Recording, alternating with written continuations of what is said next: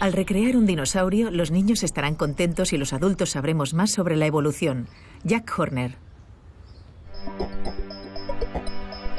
¿Por qué querría alguien resucitar los dinosaurios? Al igual que en la película Parque Jurásico, el paleontólogo Jack Horner quiere tener un dinosaurio. Horner estuvo en el Congreso del Ser Creativo, en Madrid, y explicó a Punset que nuestros conocimientos sobre la evolución de las especies se beneficiarán del intento de revivir un dinosaurio, además de alegrar a millones de niños que sueñan con estos animales.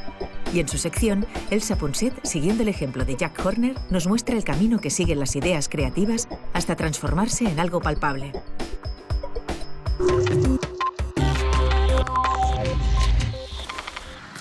¿Quién no recuerda aquella película de dinosaurios, Jurassic Park, que tuvo tanto éxito en los años 90? Esa película que sembró de animales terribles el imaginario de los niños de toda edad, de todas las generaciones, está inspirado en un hombre que desde su infancia nunca ha renunciado al sueño de tener su propio dinosaurio. Y ese hombre es ni más ni menos que Jack Horner, el paleontólogo invitado de hoy en Redes. Horner lo ha intentado todo para cumplir su sueño. Ha buscado ADN de dinosaurios para clonarlos, pero no los ha encontrado. Y ahora tiene un nuevo plan. Los pájaros, que son descendientes directos de los dinosaurios, guardan en su ADN mucha información sobre antepasados. Horner y su equipo están manipulando los genes de una gallina para transformarla en un gallinosaurio y poder finalmente cumplir su sueño de la infancia y el de millones de niños. Y de paso, lograr un avance científico fundamental que tendrá aplicaciones trascendentes en la medicina sobre todo. ¿Cómo demonios, cuando piensas en esas características comunes de los seres vivos, por arte de qué empezaste a pensar en pasar de un pollo a algo parecido a un dinosaurio, algo que se parece? Bueno, un amigo mío estaba estudiando cómo habían evolucionado los dinosaurios hasta llegar a las aves y le comenté que si lo descubría, yo podría invertir el proceso y hacerlo al revés. Invertir la evolución. Sí, sí. ¿Y tú pudiste hacer eso? Bueno, en cualquier caso, pudimos hacerlo con algunas características. En realidad, no podemos crear un antepasado, pero podemos conseguir ciertas características de aquellos antepasados. ¿Les gustaría a vuestros hijos tener un dinosaurio? ¿Es ético tener un dinosaurio? Siempre he querido tener un dinosaurio vivo. Bueno, asumo que todo el mundo sabe que Jurassic Park no era real, ¿verdad? Lo sabíais, ¿no? Bien. Lo cierto es que no podemos simplemente salir ahí fuera, conseguir un trozo de ámbar con un insecto y suponer que obtendremos ADN, aunque el caso es que no siempre lo tuvimos tan claro. De hecho, hubo una época en que pensamos que podríamos obtener el ADN de un dinosaurio como mínimo del ámbar. Lo intentamos y no lo logramos. Hemos aprendido mucho sobre los dinosaurios. Sabemos que crecieron muy rápidamente, sabemos a qué edad murieron y cómo eran fisiológicamente. O sea que los dinosaurios se han conservado muy bien, pero lamentablemente el ADN no dura lo suficiente, por lo que no podemos clonar un dinosaurio como hicieron en Jurassic Park.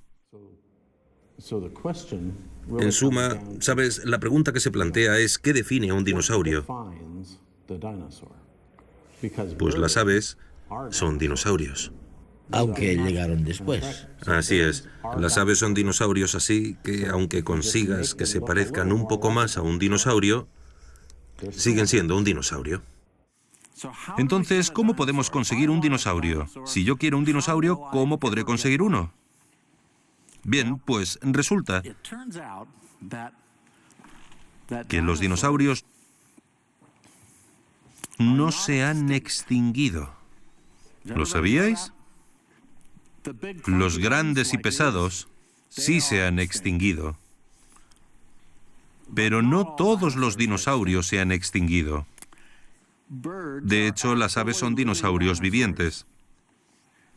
Actualmente dividimos a los dinosaurios en dos grupos. Están los dinosaurios aviares, que son aves vivas, y los dinosaurios no aviares, que son los que se extinguieron. Así que no tenemos que fabricar dinosaurios. Ya los tenemos. Entonces, ¿qué hago yo aquí arriba?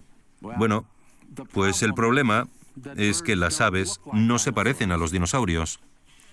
Y si intentáis hablar con un niño y decirle, ¿sabes? Un pájaro es un dinosaurio. Ellos, bueno, ya sabéis, no se quedarán satisfechos. El esqueleto de un pollo sencillamente no es guay. El de un dinosaurio sí que es guay, sí. ¿Y por qué es guay? Porque tiene una cola muy larga, unas manos y dientes. Ahora sabemos que los dinosaurios evolucionaron hasta convertirse en aves. Así que nuestro cometido ahora, si queremos crear un dinosaurio, es invertir esa evolución. Tenemos que retroceder. Entonces, vamos a coger nuestras aves e involucionarlas, o invertir la evolución hasta un cierto punto. Los dinosaurios se extinguieron hace muchos millones de años. Sin embargo, sus descendientes, los pájaros, siguen vivos. Algunos científicos, como Jack Horner, consideran que los pájaros son dinosaurios en realidad, dinosaurios aviares. Y por eso resulta que los pájaros guardan mucho material genético de sus antepasados, que está dormido en su ADN. Reactivando esos genes dormidos, podemos suprimir las principales diferencias anatómicas entre un pájaro y un dinosaurio. ¿Y cómo sería un gallinosaurio que Horner quiere o quisiera fabricar? Sería una gallina con dientes, con dedos en la punta de sus alas y con una cola larga, no ya de plumas, sino de carne y hueso. Un animal lo suficientemente extraño como para contentar a niños y científicos a la vez. Asumo que todos sabéis que de vez en cuando hay niños que nacen con una cola. A veces hay niños que nacen con una cola y los médicos se la cortan. Pero puesto que un niño puede nacer con una cola, sabemos que la vía genética existe. Cada cierto tiempo nos encontramos con serpientes que tienen patas o con ballenas que tienen patas traseras. Se trata de características primitivas, lo que llamamos atavismos. Son características que de forma accidental aparecen cada cierto tiempo. Y estas son las características que realmente nos demuestran que la evolución funciona. Si la evolución no funcionara, no tendríamos esas vías genéticas. Y esto lo hemos probado con pollos. Hemos activado el gen de los dientes, por lo que ahora podemos crear pollos con dientes. No demasiado buenos todavía, pero estamos en ello. Pero al menos podemos comprobar que la maquinaria está ahí. tenemos la capacidad de crear ese tipo de animal. Queremos crear una cola y unas manos. Así que vamos a empezar con el pollo. Y vamos a convertirlo en un pollosaurio. ¿De acuerdo? Bien. Para convertirlo en un pollosaurio, tenemos que encontrar el gen atávico de la cola y los genes atávicos de las manos, porque las aves han evolucionado a partir de aquellos dinosaurios que tenían manos y no alas. La verdad es que al pensar en cómo convertir un pollo en un dinosaurio, lo que hemos logrado es convertir todo esto en una investigación científica. Yo quiero tener un dinosaurio. En casa. Los niños quieren tener un dinosaurio. A medida que vayamos aprendiendo a encender y apagar los genes, sabremos muchas más cosas y esto nos ayudará en medicina, porque tenemos muchas enfermedades que son genéticas. ¿Y cuáles serían los peligros, si es que los hay? No creo que haya ninguno, no. Quiero decir que modificamos genéticamente muchas plantas e incluso cuando criamos perros los estamos modificando genéticamente. O sea que no te preocupa lo que dicen los críticos. Ellos suelen decir, bueno, es una forma de degradar a los individuos. ¿Qué te parece esta interpretación de los críticos? No creo. Mira, son los políticos los que degradan a los ciudadanos. Sí. Son los políticos los que lo hacen. De modo que cuando finalmente tengamos a nuestro pollosaurio, probablemente se parecerá a un pollo con una cola. No es gran cosa, ¿verdad? Lo que realmente queremos es que se parezca a un dinosaurio. Nuestra primera generación de dinopollos probablemente tendrá este aspecto. Nuestra segunda o tercera generación de dinopollos se parecerán mucho más a este, más como un dinosaurio. Y eso pondrá contentos a los niños. No sé por qué, la verdad. Pensadlo, si creas un dinosaurio es probable que te devore. Entonces, ¿por qué crear un dinosaurio? Bueno, yo quiero crear un dinosaurio porque quiero uno. Y los niños también. Y sabremos más sobre el desarrollo y sobre la evolución. Y también haremos otros descubrimientos médicos muy importantes. Sabemos que si somos capaces de crear una cola, aprenderemos mucho más sobre la médula espinal. Sabremos mucho más sobre las distintas enfermedades genéticas. Seguramente aprenderemos muchas cosas sobre la regeneración. Así que tenemos muy buenas razones para crear a un dinosaurio, porque al menos es algo útil para la gente. Por otro lado, creo que la mejor razón es sencillamente porque yo quiero uno. En el mundo, un promedio de 12 bebés de cada 10.000 nacen con un defecto congénito llamado espina bífida. Las vértebras de la columna forman un tubo protector para la médula espinal, el tejido nervioso a través del cual el cerebro controla y monitoriza gran parte del cuerpo. Durante el desarrollo del embrión, algunas de las vértebras de los bebés que nacen con espina bífida no se cierran correctamente y la médula espinal queda expuesta y desprotegida.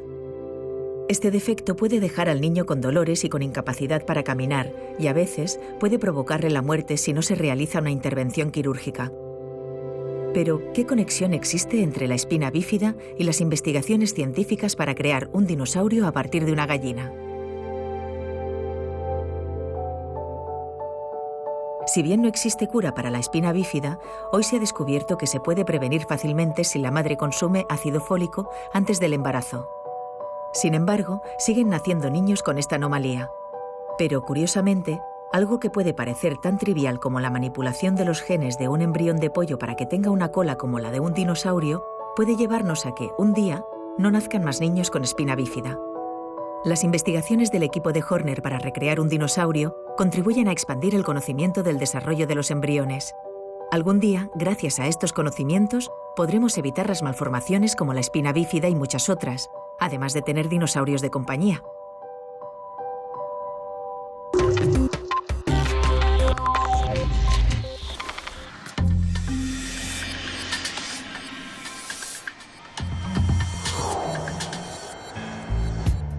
Decía el escritor Oscar Wilde que todos estamos en las alcantarillas, pero que algunos miran hacia las estrellas. Y es que la mirada humana deslumbra cuando se empeña en arrancar de la materia gris un poquito de magia, para convertir, por ejemplo, un huevo de gallina en un dinosaurio, un filamento de carbón y una ampolla de vidrio en una bombilla.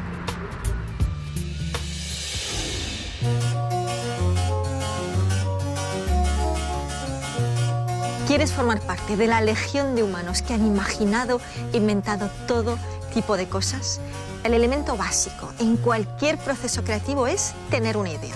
¿Y cómo transformo una simple idea en algo palpable y práctico? Vamos a hablar hoy con personas acostumbradas a lidiar con todo tipo de ideas.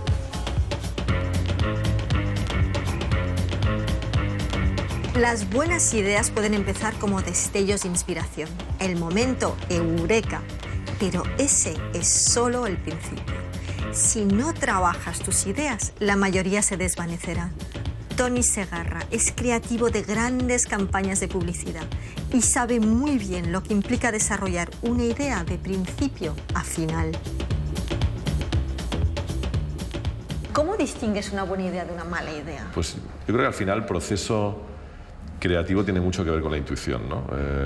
Que está muy desacreditada, por otro lado, ¿no? La intuición. Yo creo que sí, en esta sociedad de la eficiencia y la eficacia es bonito lo de la intuición. En un momento hay una, ¿cómo diría yo? Una sospecha de que alguna cosa puede ser así, ¿no? Yo creo que es lo bonito del oficio, de lo que es ya, de los que solemos llamar oficios creativos, ¿no? Es ese momento, ese eureka, ¿no? Ese momento mágico, ¿no? De mariposas en el estómago, que dices, ¡ay, esto está muy bien!, ¿no? Inmediatamente, en mi caso, genera enormes ganas de verlo hecho. Es decir, y yo creo que el distinguir ideas tiene que ver con eso, tiene que ver con, sobre todo yo creo, con haberse equivocado previamente mucho. Es decir, con la experiencia al final. Bueno, tú sabes que Thomas Edison, el que inventó la bombilla, le decían, usted se ha equivocado, se ha pasado años equivocándose. Y él decía, no, yo no me he equivocado, yo he descubierto 999 formas de no hacer una bombilla, ¿no? Tener ideas es una cosa y luego desarrollar ideas es trabajo y más trabajo. A los estudiantes o a mis hijas lo que les digo es, por Dios, elegir un trabajo que os guste mucho, porque vais a tener que trabajar mucho. Lo difícil, lo realmente difícil, y lo que creo que constituye en esencia el proceso creativo real, es convertir esas ideas en realidad. Yo creo que además estoy convencido de ello y lo compruebo, que el talento es muy común. Y ahora, por ejemplo, Internet ha hecho emerger, en mi oficio, es impresionante la cantidad de claro, gente que puede mostrar su talento que antes no podía, ¿no? Antes ese talento quizá ha estado tapado o desconocido o no tenía mecanismos para sobresalir, y ahora no.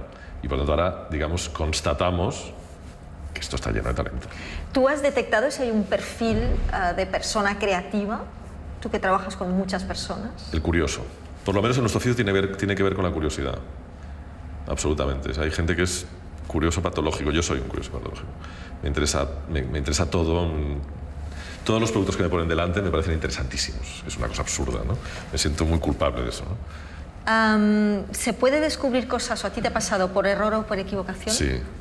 Hay una cosa que sucede con los ordenadores que es maravillosa, que es que producen milagros, ¿no? De pronto, por un error del software o por un proceso del software que de pronto pues, cambia un color o cambia una forma, aparecen cosas que dicen, anda, esto es muy bonito. ¿Cómo lo has hecho? No sé, ¿no? O sea, no sé qué ha pasado, ¿no? Tony, la gente que nos está mirando, muchos no trabajan en cosas que parecen creativas, ¿no? Pero tienen montones de ideas en su vida diaria.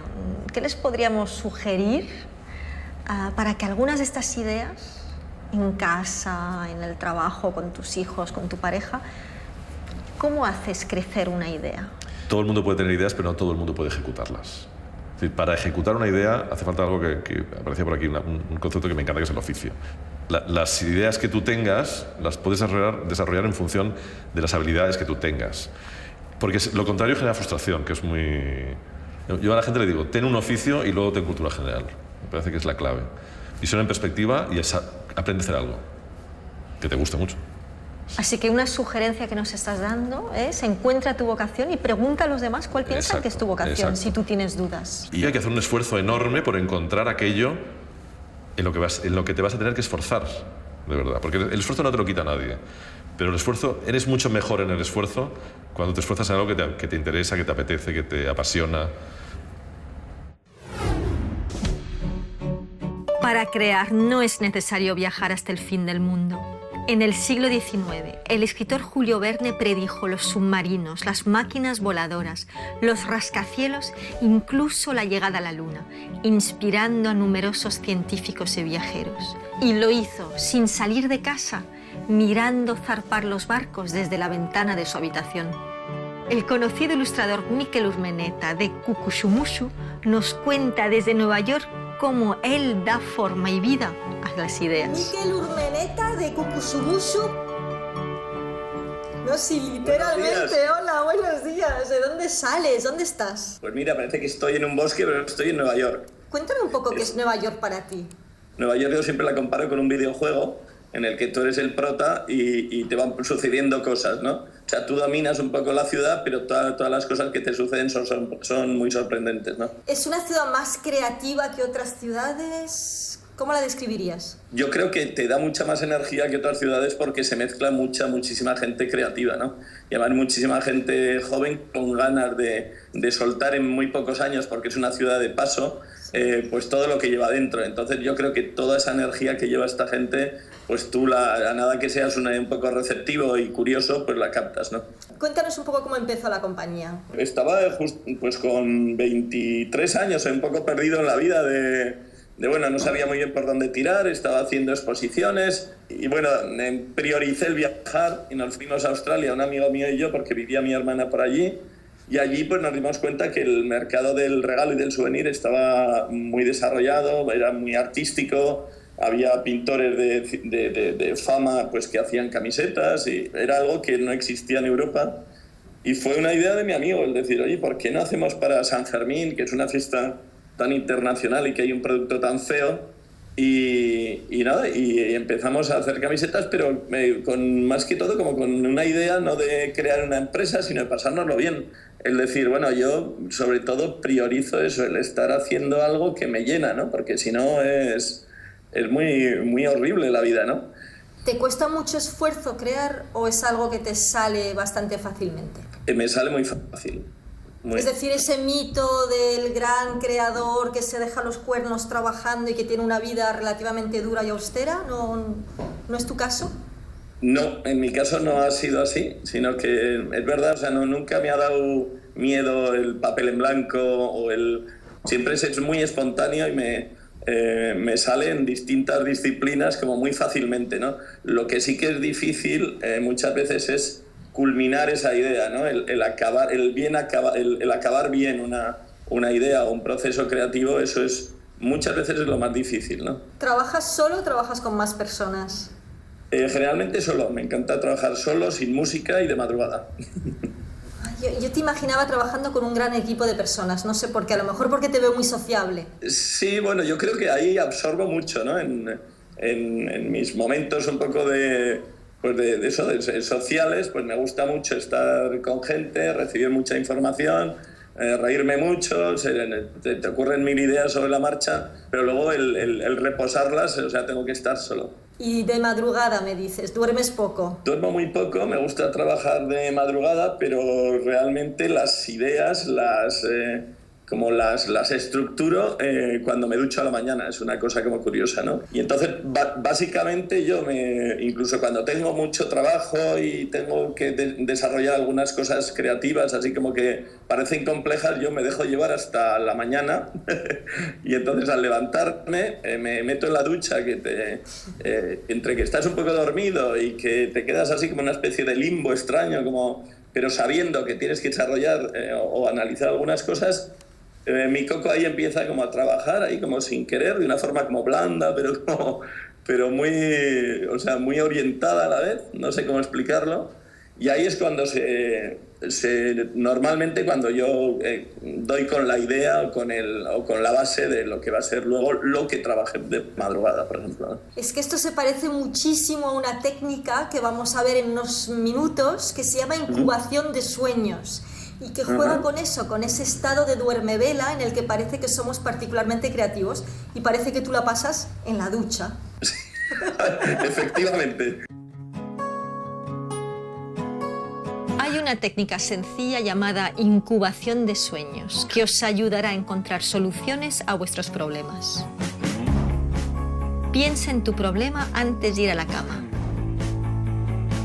Escribe tu problema en un papel y pon el papel con un bolígrafo junto a tu cama.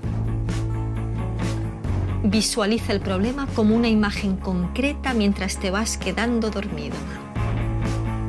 Cuando despiertes, no enciendas la luz todavía. Aprovecha el estado de duermevela y apunta poco a poco el sueño que has tenido. Piensa a lo largo del día si el sueño te está ofreciendo claves útiles para resolver tu problema. Repite esta técnica tantas veces como quieras. Los humanos tenemos una corteza cerebral muy desarrollada. Es el lugar desde el cual soñamos, elucubramos, inventamos, decidimos y hablamos. Gracias a ello, una especie pequeña y frágil como la nuestra ha sido capaz de adaptarse y prosperar en nuestro planeta. Expresa tu caudal de energía y de imaginación de forma constructiva y creativa. Tú puedes. No es magia, es inteligencia emocional.